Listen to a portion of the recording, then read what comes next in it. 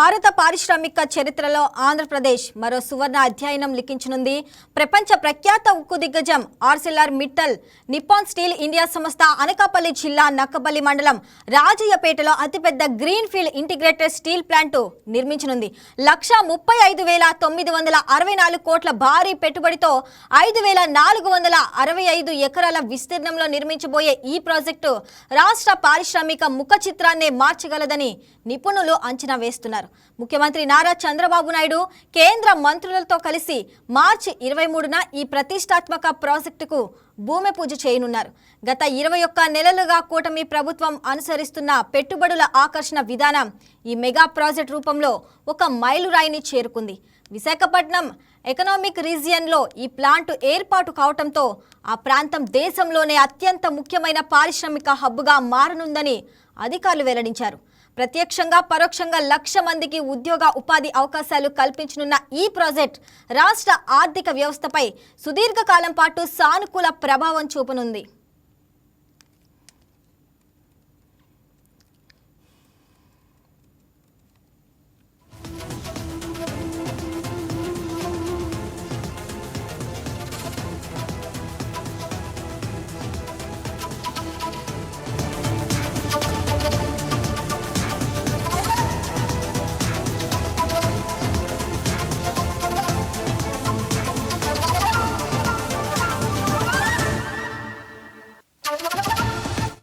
ఇక 2024 జూన్లో కూటమి ప్రభుత్వం అధికారంలోకి వచ్చిన వెంటనే ముఖ్యమంత్రి చంద్రబాబు నాయుడు పెట్టుబడుల ఆకర్షణను అత్యంత ప్రాధాన్యత అంశంగా తీసుకున్నారు. అంతర్జాతీయ పెట్టుబడిదారులకు, దేశీయ పారిశ్రామికవేత్తలకు ఆంధ్రప్రదేశ్ సానుకూల వాతావరణాన్ని ప్రదర్శించేందుకు ఇన్వెస్టర్ల సమ్మిట్లు నిర్వహించారు. ఆ ప్రయత్నాలన్నీ ఈ మెగా స్టీల్ ప్రాజెక్ట్ రూపంలో ఫలించాయి. AMNS ఇండియా సంస్థ ఆంధ్రప్రదేశ్లో పెట్టుబడి పెట్టాలని నిర్ణయించుకోవడానికి రాష్ట్ర ప్రభుత్వం కల్పించిన సింగిల్ విండో అనుమతి వ్యవస్థ సానుకూల పారిశ్రామిక విధానం, మౌలిక సదుపాయాల అభివృద్ధికి కీలక పాత్ర వహించాయని పారిశ్రామిక వర్గాలు చెప్తున్నాయి. విద్యుత్ సరఫరా హామీ, నీటి వినియోగ ఒప్పందాలు, భూమి కేటాయింపులో పారదర్శకత ఇవన్నీ సంస్థను రాష్ట్రానికి రావడానికి ఆకర్షించాయి. ఈ ప్రాజెక్ట్ ద్వారా ఆంధ్రప్రదేశ్ పెట్టుబడుల గమ్యస్థానంగా దేశీయ, అంతర్జాతీయ స్థాయిలో గుర్తింపు పొందుతుందని పరిశ్రమ నిపుణులు అభిప్రాయపడుతున్నారు. ఒక మెగా ప్రాజెక్ట్ రావడంతో ఇతర పారిశ్రామిక సంస్థలు కూడా రాష్ట్రంలో పెట్టుబడి పెట్టేందుకు ముందుకు వస్తాయని అంచనా వేస్తున్నారు.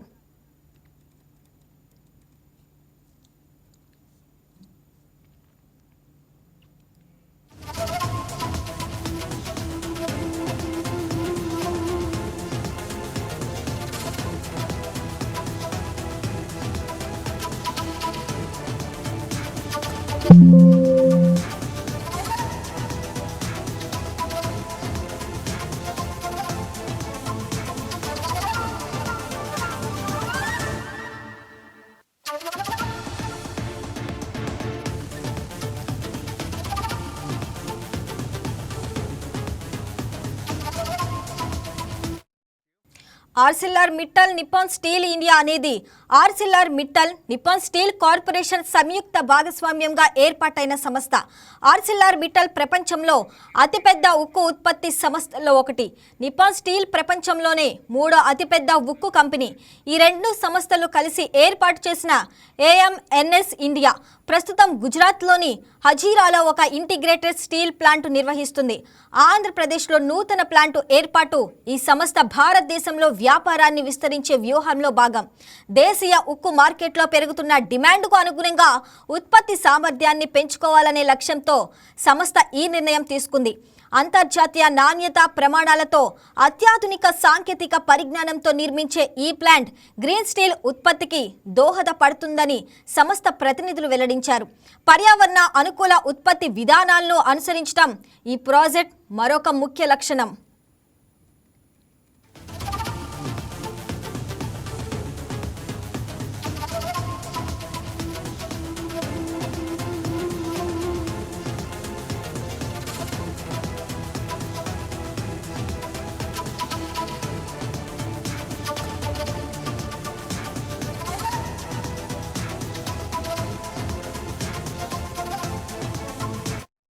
మొత్తం ప్రాజెక్టుకు 2 దశల్లో పూర్తి చేయాలని AMNS ఇండియా నిర్ణయించింది.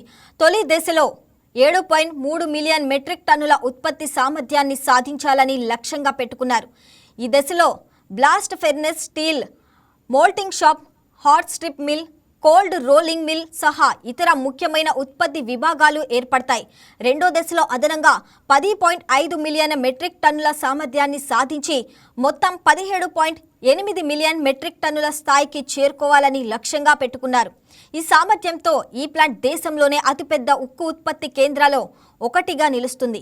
ఏడాదికి 17.8 మిలియన్ మెట్రిక్ టన్నుల ఉత్పత్తి అంటే దేశీయ నిర్మాణ రంగం, ఆటోమొబైల్ పరిశ్రమ, నౌకా నిర్మాణం, రక్షణ పరిశ్రమ అన్నిటికీ ముడిసరుకు సరఫరా చేయగలిగే స్థాయి. ప్లాంటు నిర్మాణంలో అత్యాధునిక డిజిటల్ సాంకేతికత, ఆటోమేషన్ సదుపాయాలు ఉపయోగించనున్నారు. అంతర్జాతీయ నాణ్యత ప్రమాణాలకు అనుగుణంగా ఉత్పత్తి సాగుతుంది. ప్రత్యేకించి నాణ్యత కలిగిన ఉక్కు ఉత్పత్తిలో ఈ ప్లాంట్ దేశంలోనే ముందు వరుసలో నిలవనుంది. ఇక స్టీల్ ప్లాంటుకు అనుబంధంగా ఎంఎస్ఎన్ఎస్ ఇండియా ప్రత్యేకంగా ఒక క్యాప్టివ్ పోర్టు నిర్మించనుంది. ఇందుకోసం అదనంగా 11,198 కోట్లు పెట్టుబడి పెట్టనుంది. 316 ఎకరాల విస్తీర్ణంలో 50 మిలియన్ మెట్రిక్ టన్నుల సామర్థ్యంతో ఈ పోర్టును అభివృద్ధి చేశారు. పోర్టు నిర్మాణం ద్వారా మరో 6,000 మందికి ఉపాధి లభించనుంది. ఉక్కు తయారీకి అవసరమైన ముడి ఇనుప ఖనిజం, బొగ్గు వంటి ముడి సరుకులను నేరుగా నౌకల ద్వారా దిగుమతి చేసుకోవడానికి ఈ పోర్టు ఉపకరిస్తుంది. అలాగే ఉత్పత్తి అయిన ఉక్కు ఉత్పత్తులను ఎగుమతి చేయడానికి కూడా ఈ పోర్టు ఉపయోగపడుతుంది. ఒక స్థలంలో ఉత్పత్తి, ఎగుమతి సదుపాయం ఉండటం వల్ల సరఫరా మరింత సమర్థంగా పనిచేస్తుంది. ఈ క్యాప్టివ్ పోర్టు కేవలం ఏఎంఎన్ఎస్ ఇండియాకే పరిమితం కాకుండా భవిష్యత్తులో పరిశ్రమలకు ఇతర ఎగుమతిదారులకు కూడా ఉపయుక్తంగా మారే అవకాశం ఉంది. ఇది విశాఖ ఎకనామిక్ రీజియన్లో లాజిస్టిక్ రంగాన్ని బలోపేతం చేస్తుంది.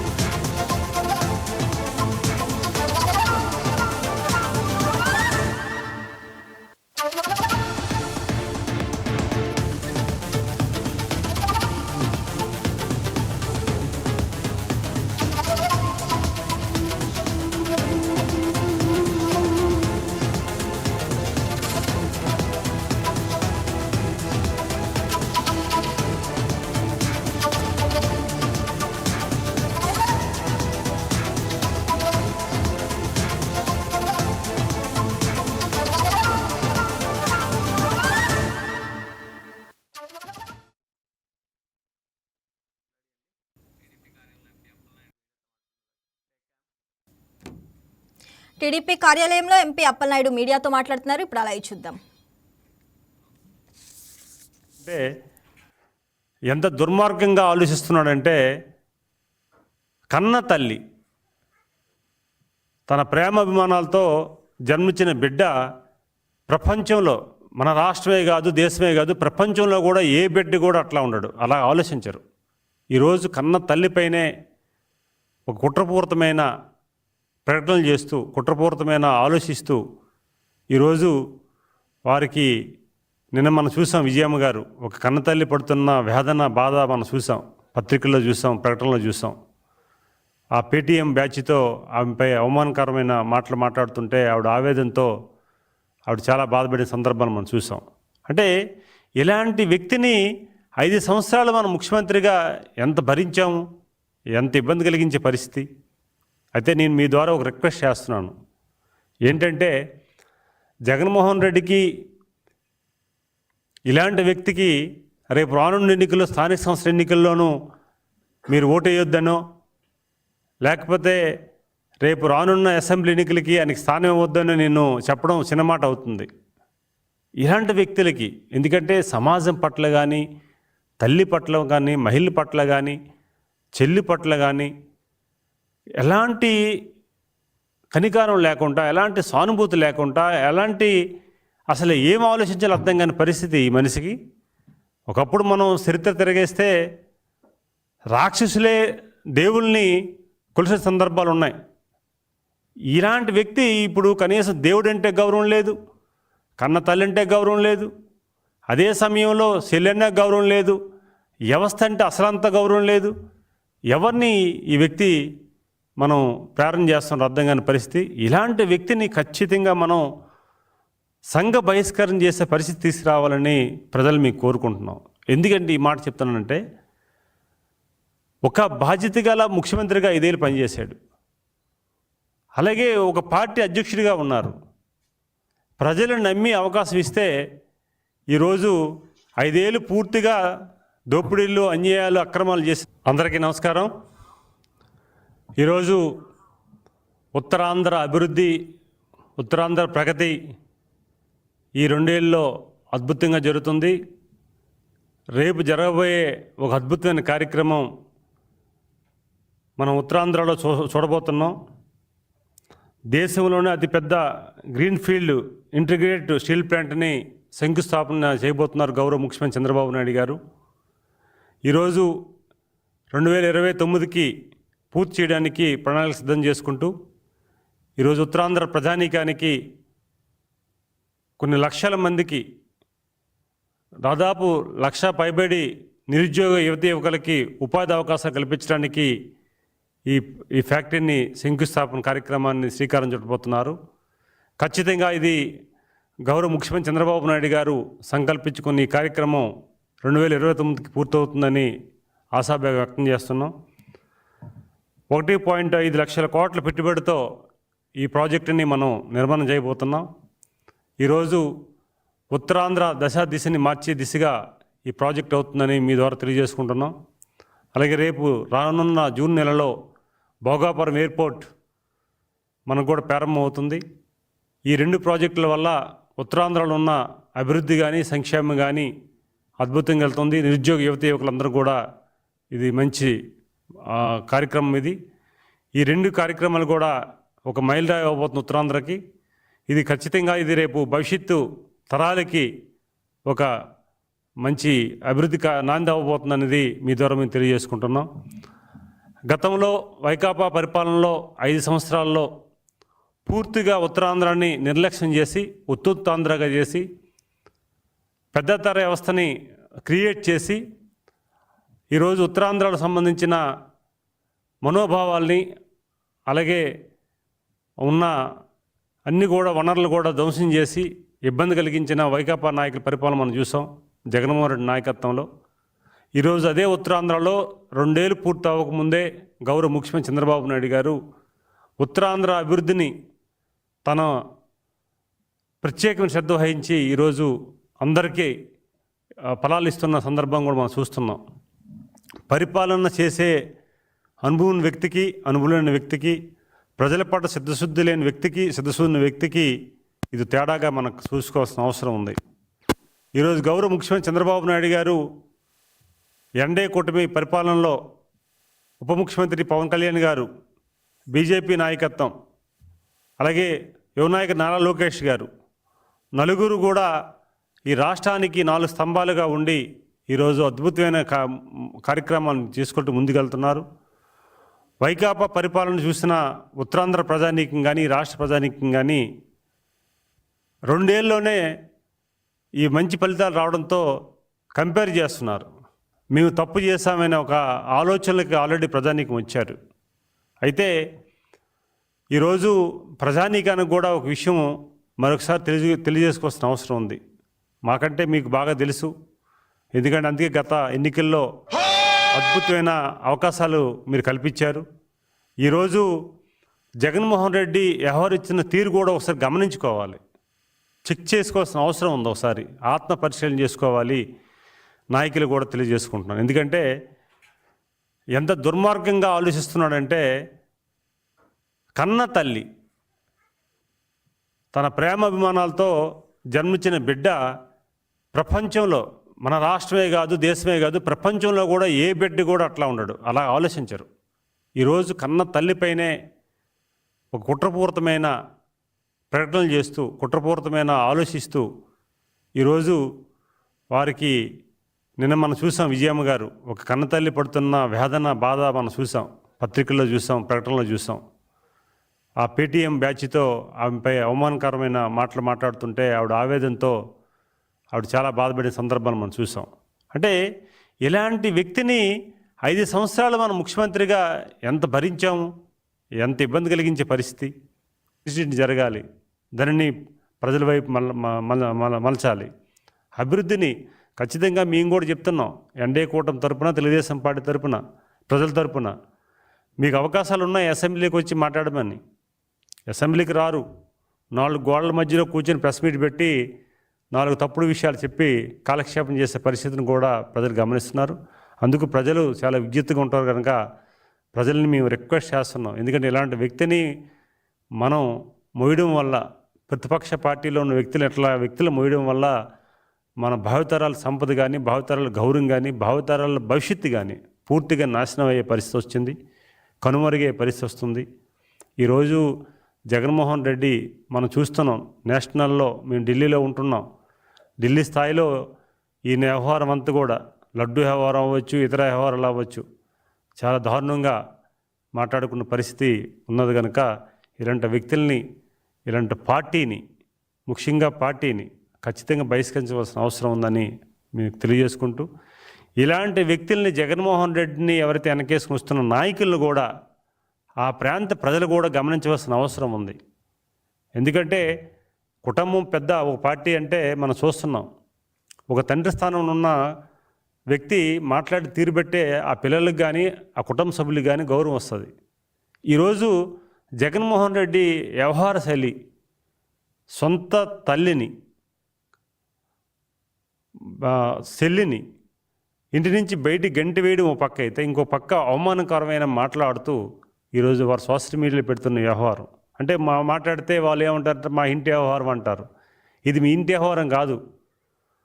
మహిళల, ఆడబిడ్డలు, ఇది ప్రతి మహిళలకి ఒక మనోభావాలు దెబ్బతీసే వ్యవహారం. రక్షణ లేదు. ఆమె కూడా రాష్ట్రంలో వారు కూడా మహిళలే, వారు కూడా రక్షణ లేని పరిస్థితి ఉంది. అందుకే ఈరోజు అది సొంత వ్యవహారం కాదు. ఖచ్చితంగా దీనిని చర్చించవలసిన అవసరం ఉందని మీ ద్వారా తెలియజేసుకుంటూ, ప్రతి మహిళలు కూడా బాధపడుతున్నారు. మీ గ్రామాల్లో తిరుగుతుంటే ప్రతి ఒక్కరు కూడా దీన్ని చర్చించుకుంటున్నారు. కన్న తల్లిని ఎట్లా చేస్తే దుర్మార్గమైన చర్య చేస్తుంటే, కన్న చెల్లిని ఎట్లా మాట్లాడుతుంటే ఏముందనే ఆలోచన. అందుకే దీనిని మేమేదో మొన్నప్పుడు చూశాను, పేటీఎం బ్యాచ్ చెప్తుంది చంద్రబాబు నాయుడు గారు, తెలుగుదేశం పార్టీ, ఎన్డీఏ కూటమి నాయకులు దీని వెనక ఉన్నారని చెప్పేసి. మాకేం అవసరం అండి? మేము అభివృద్ధి చేయాలి, చంద్రబాబు నాయుడు గారు ఇచ్చిన మాట ప్రకారంగా ఈరోజు ప్రజల్లో అభివృద్ధి చేయాలని 4 వైపులా ఈరోజు ఎన్డీఏ కూటమి నాయకులు పరుగెత్తి పనిచేస్తున్న పరిస్థితి. మీ వ్యవహారాలు చూసే పరిస్థితి ఇప్పుడు ఎవరికీ తిరిగి లేదు. ముఖ్య గవర్నమెంట్ ఈ ప్రాజెక్ట్ ద్వారా ప్రత్యేకంగా, పరోక్షంగా సుమారు 1,00,000 మందికి ఉద్యోగ, ఉపాధి అవకాశాలు లభించనున్నాయి.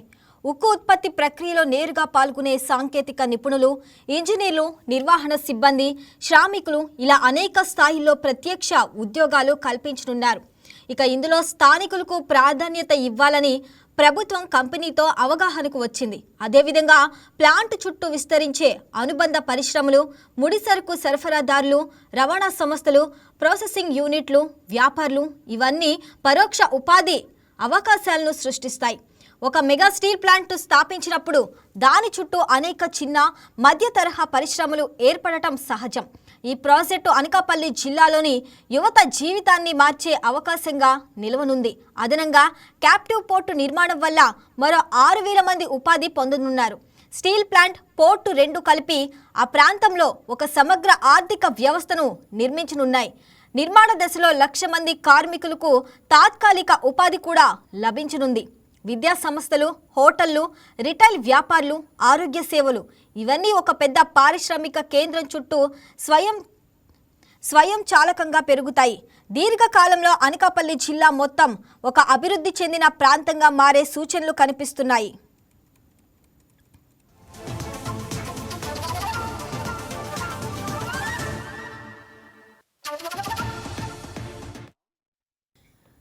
ఈ స్టీల్ ప్లాంట్ క్యాప్టివ్ పోర్టు రాకతో విశాఖ ఎకనామిక్ రీజియన్ దేశంలోనే ఒక ప్రధాన పారిశ్రామిక కేంద్రంగా రూపాంతరం చెందనుంది.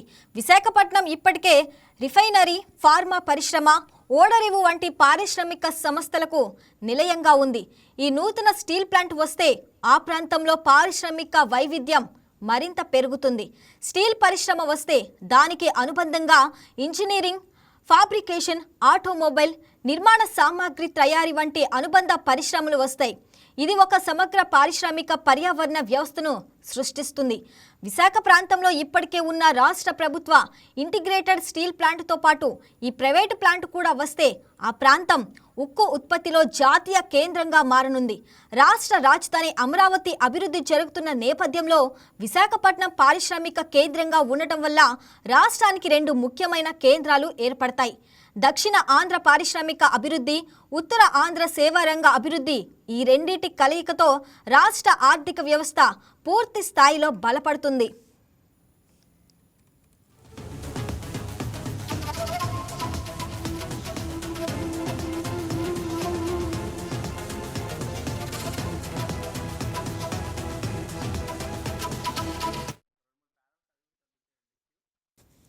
ఇక ఈ ప్రాజెక్ట్ నిర్మాణాన్ని వేగవంతం చేసేందుకు రాష్ట్ర ప్రభుత్వం అన్ని విధాల సహకారం అందిస్తుంది. పరిశ్రమకు అవసరమైన నీరు, విద్యుత్ వంటి మౌలిక సదుపాయాలను శరవేగంగా కల్పిస్తుంది. పరిశ్రమ అవసరాలకు అనుగుణంగా విద్యుత్ సరఫరా నిర్ధారించేందుకు ఒప్పందాలు కుదుర్చుకోవటం జరిగింది. ప్లాంటును జాతీయ రహదారి 16తో అనుసంధానించేందుకు 4 లేన్ల రహదారి విస్తరణ పనులను కూడా ప్రభుత్వం చేపట్టింది. ఈ రహదారి వల్ల ముడిసరుకు రవాణా, ఉత్పత్తి చేసిన ఉక్కు రవాణా ఇరువైపులా సులభతరమవుతుంది. జాతీయ రహదారి నేరుగా అనుసంధానించడం వల్ల లాజిస్టిక్ ఖర్చులు తగ్గి పోటీతత్వం పెరుగుతుంది. నీటి సరఫరా కోసం సమీప నది నుంచి పైప్ లైన్లు ఏర్పాటుకు ప్రభుత్వం ఆర్థిక సహాయం అందించనుంది. విద్యుత్ ట్రాన్స్మిషన్ లైన్ల విస్తరణ, సబ్స్టేషన్ నిర్మాణం కోసం కూడా వేగంగా చర్యలు తీసుకుంటున్నారు. పరిసర గ్రామాల్లో ఉన్న భూమిని సేకరించడంలో స్థానిక ప్రభుత్వ యంత్రాంగం సహాయపడింది. సింగిల్ విండో క్లియరెన్స్ విధానం కూడా సంస్థకు అవసరమైన అన్ని అనుమతులు సత్వరంగా మంజూరయ్యాయి. భారతదేశంలో ప్రపంచంలోనే 2వ అతిపెద్ద ఉక్కు ఉత్పాదక దేశంగా ఉంది. అయినప్పటికీ దేశీయ ఉక్కు వినియోగం ఇంకా వృద్ధిలో ఉంది. ప్రభుత్వం చేపడుతున్న మౌలిక సదుపాయాల ప్రాజెక్టులు, జాతీయ రహదారులు, రైలు మార్గాలు, విమానాశ్రయాలు, స్మార్ట్ సిటీలు ఇవన్నీ ఉక్కు డిమాండ్ను గణనీయంగా పెంచుతున్నాయి. 2030 నాటికి భారతదేశ ఉక్కు ఉత్పత్తి 300 మిలియన్ మెట్రిక్ టన్నులకు చేరుకోవాలని కేంద్ర ప్రభుత్వం లక్ష్యంగా పెట్టుకుంది. ప్రస్తుతం భారత ఉక్కు పరిశ్రమ సామర్థ్యం సుమారు 140 మిలియన్ మెట్రిక్ టన్నులు. లక్ష్య సాధనకు రెట్టింపు అవసరం. ఈ గ్రీన్ఫీల్డ్ ప్లాంటు ఆ లక్ష్య సాధనలో కీలక వాటా అందిస్తుంది. మేక్ ఇన్ ఇండియా విధానం కింద ఉక్కు ఉత్పత్తిని పెంచి దిగుమతులను తగ్గించాలని కేంద్ర ప్రభుత్వం దృఢ సంకల్పంతో ఉంది. ఇందుకోసం ప్రైవేటు పెట్టుబడిదారులను ప్రోత్సహించడం జరుగుతుంది. ఆంధ్రప్రదేశ్ ప్లాంటు ఈ జాతీయ విధానానికి అనుగుణంగా ఉంది.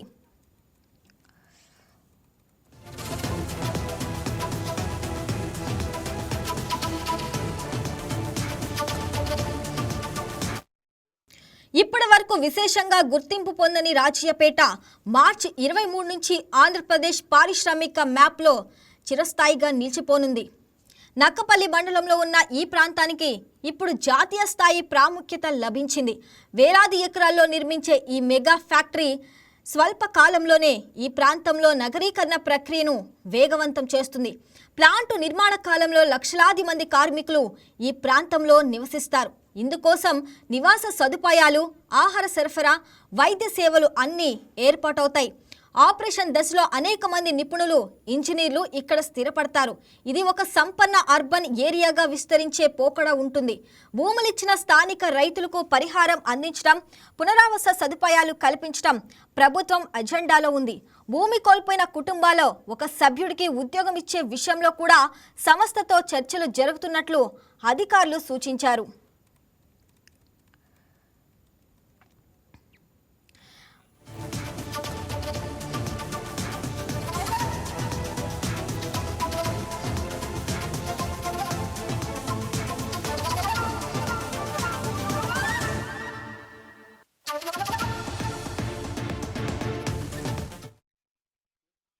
మార్చి 23, 2026 నాడు నిర్వహించనున్న భూమి పూజ కార్యక్రమం అత్యంత ప్రతిష్టాత్మకంగా జరగనుంది. ముఖ్యమంత్రి నారా చంద్రబాబు నాయుడు అధ్యక్షతన జరిగే కార్యక్రమంలో కేంద్ర పరిశ్రమల మంత్రి సహా పలువురు కేంద్ర మంత్రులు పాల్గొననున్నారు. MSNS India CEO Arcelor Mittal, Nippon Steel ప్రతినిధులు కూడా హాజరవుతారు. రైట్, ఇక ఇదే అంశానికి సంబంధించి మరింత సమాచారం మా కరెస్పాండెంట్ ప్రసాద్ అందిస్తారు. ప్రసాద్, చెప్పండి, ఇక ఈ ప్రాజెక్టు అవసరమైన నీరు, విద్యుత్ సరఫరా దీర్ఘకాలంలో ఎలా నిలబెట్టుకుంటారు? యాస్రావుని ఎన్డీఏ గవర్నమెంట్ ఏపీలో అధికారంలోకి వచ్చిన తర్వాత 20 లక్షల ఉద్యోగాలు కల్పనే దిశగా వాళ్ళు ఎన్నికల్లో వాగ్దానం చేశారు. దానికి సంబంధించి ఇప్పటికే అనేక కంపెనీలు ఏపీకి ఆహ్వానించారు. ఇప్పటికే చాలా కంపెనీలు ఏపీకి వచ్చి పెట్టుబడులు పెడుతున్నాయి. కొన్ని కంపెనీల నిర్మాణ పనులు కూడా స్టార్ట్ చేశాయి. ప్రజెంట్ దానిలో భాగంగా ఇప్పుడు ఏపీలో అతిపెద్ద గ్రీన్ ఫీల్డ్ స్టీల్ ప్లాంట్ ఏపీలో ఏర్పాటు కాబోతుంది. ఏపీలోని అనకాపల్లి జిల్లా నక్కపల్లి ప్రాంతంలో ఈ స్టీల్ ప్లాంట్ ని ఏర్పాటు చేయబోతున్నారు. సో దీనికి సంబంధించి రేపు సాయంత్రం భూమి పూజ కార్యక్రమాన్ని కూడా సీఎం చంద్రబాబు చేయబోతున్నారు. ఈ కార్యక్రమానికి ముఖ్య అతిథిగా కేంద్ర మంత్రి కుమారస్వామి ముఖ్య అతిథిగా హాజరు కాబోతున్నారు. ఆయనతో పాటు సీఎం, అదేవిధంగా పవన్ కళ్యాణ్, డిప్యూటీ సీఎం, మంత్రి నారా లోకేష్ తో పాటు మిగతా మంత్రులు కూడా ఈ శంకుస్థాపన కార్యక్రమానికి రాబోతున్నారు. ముందుగా కేంద్ర మంత్రి షెడ్యూల్ చూసుకున్నట్లయితే ఈ రోజు సాయంత్రం విశాఖపట్నానికి కేంద్ర మంత్రి కుమారస్వామి చేరుకుంటారు. తర్వాత రేపు మార్నింగ్ విశాఖపట్నం స్టీల్ ప్లాంట్ సందర్శించి అక్కడ స్టీల్ అధికారులతో సమీక్ష నిర్వహిస్తారు. తర్వాత అనకాపల్లి జిల్లా నక్కపల్లి అంటే ఈ ఆర్సిల్ఆర్ మిట్టల్ స్టీల్ ప్లాంట్ ఏదైతే రేపు శంకుస్థాపన చేయబోతున్నారో ఆ స్టీల్ ప్లాంట్ ఆ శంకుస్థాపన స్థలానికి వచ్చి శంకుస్థాపన కార్యక్రమంలో పాల్గొంటారు. తర్వాత సీఎం చంద్రబాబుతో కలిసి కుమారస్వామి ఈ కార్యక్రమంలో పాల్గొంటారు. సో మొత్తంగా చూసుకున్నట్లయితే ఈ స్టీల్ ప్లాంట్ ఏర్పాటుతో అటు ఉత్తరాంధ్ర, గోదావరి జిల్లాల రూపురేఖలు పూర్తిగా మారిపోతున్నట్టు కూడా మనకు అర్థమవుతుంది. దాదాపు సుమారుగా 1,00,000 ఉద్యోగాలు కూడా వచ్చే అవకాశం ఉందని కూడా ఇప్పటికే ప్రభుత్వం చెబుతుంది. అయితే ఈ ఇంత అతిపెద్ద భారీ ఉక్కు పరిశ్రమ, అది కూడా గ్రీన్ ఫీల్డ్ పరిశ్రమ ఏర్పాటు చేయడం పట్ల ఇప్పటికే అనేక రాష్ట్రాల నుంచి ప్రముఖులు హర్షం వ్యక్తం చేస్తున్నారు. సో మొత్తానికైతే ఈ స్టీల్ ప్లాంట్ ఏర్పాటు తర్వాత మొత్తంగా రాష్ట్రంలో చాలా వరకు సంవత్సరానికి 17.80 మెట్రిక్ టన్నుల ఉక్కు ఉత్పత్తి అవుతుందని కూడా మనకు తెలుస్తుంది. సో మొత్తంగా చూసుకున్నట్లయితే ఇప్పటికే భూసేకరణ ప్రక్రియ పూర్తయింది. దాదాపుగా దీనికి సంబంధించి 2,000 ఎకరాల భూమిని కూడా ప్రభుత్వం సేకరించి ఆ కంపెనీకి కూడా అప్పగించడం జరిగింది. ఎవరైతే నిర్వాసితులు ఉంటారో భూమిని కోల్పోయే వాళ్ళకి కూడా ఇప్పటికే పరిహారాన్ని కూడా ప్రభుత్వం ప్రకటించింది. మొత్తంగా తొలి దశలో మొత్తంగా 1,47,162 కోట్లతో ఈ ప్రాజెక్ట్ ని రూపకల్పన చేస్తున్నారు. సో తొలి దశలో 70,000 కోట్లతో 8.2 మెట్రిక్ టన్నుల సామర్థ్యంతో ఈ ప్లాంట్ ని నెలకొల్పుతున్నారు. ఆ తరువాత క్రమక్రమంగా పూర్తి స్థాయి సామర్థ్యంగా ఈ కంపెనీని విస్తరించు దీనికి 2 ఏళ్ల సమయం పట్టే అవకాశం ఉంటుందని కూడా అధికారులు చెప్తున్న పరిస్థితి కనిపిస్తుంది. ప్రసాద్, ఈ ప్రాజెక్ట్ స్థానిక యువతకు స్కిల్ డెవలప్మెంట్ కోసం ఏమైనా ప్రత్యేక కార్యక్రమాలు ప్లాన్ చేస్తుందంటారా? శ్రావణి, ప్రజెంట్ పరిశ్రమకి సంబంధించి భూమి పూజ కార్యక్రమం జరిగిన తర్వాత కన్స్ట్రక్షన్ నిర్మాణం జరుగుతుంది. నిర్మాణం జరిగిన తర్వాత దాదాపు మొదటి దశలో మనకి కొంతమేర అంటే పూర్తిగా ఒకేసారి నిర్మించడం సాధ్యం కాదు కాబట్టి నిర్మించినంత మేరకు కూడా తక్కువ సామర్థ్యంతో ఉక్కు ఉత్పత్తి చేసే పరిశ్రమగా దీన్ని ప్రారంభిస్తారు. తర్వాత క్రమక్రమంగా ఆ నిర్మాణం పూర్తవుతుంది. మొత్తం 2030 నాటికి పూర్తి స్థాయి సామర్థ్యం గల ఉక్కు కర్మాగారంగా ఇది అందుబాటులోకి వస్తుంది. సో అప్పటి వరకు ఎలాంటి స్కిల్ డెవలప్మెంట్ కార్యక్రమాలు కూడా ఉక్కు కర్మాగారంలో ఏర్పాటు చేయరు. ఎందుకంటే పూర్తి స్థాయిలో కంపెనీ ఇంకా అందుబాటులోకి రాకుండా అదర్ యాక్టివిటీస్ చేస్తే కంపెనీకి నష్టం వచ్చే అవకాశం నేపథ్యంలో ప్రజెంట్ అయితే ఎలాంటి అవకాశం లేదు. ప్రసాద్, ఇది అంతర్జాతీయ కంపెనీ కావటంతో అలాగే టెక్నాలజీ ట్రాన్స్ఫర్ రాష్ట్రానికి ఎంతవరకు ఉపయోగపడుతుందంటారు?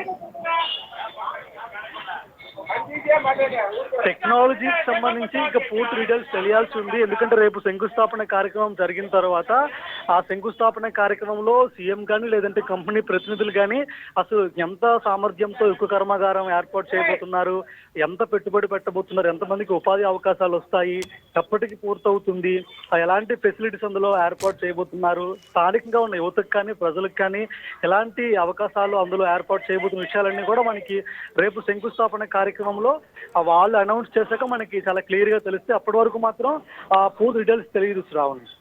Right Prasad, thanks for the updates. Please subscribe to YK TV Network. Please subscribe to YK TV. Please watch YK News. Don't forget to subscribe YK News channel.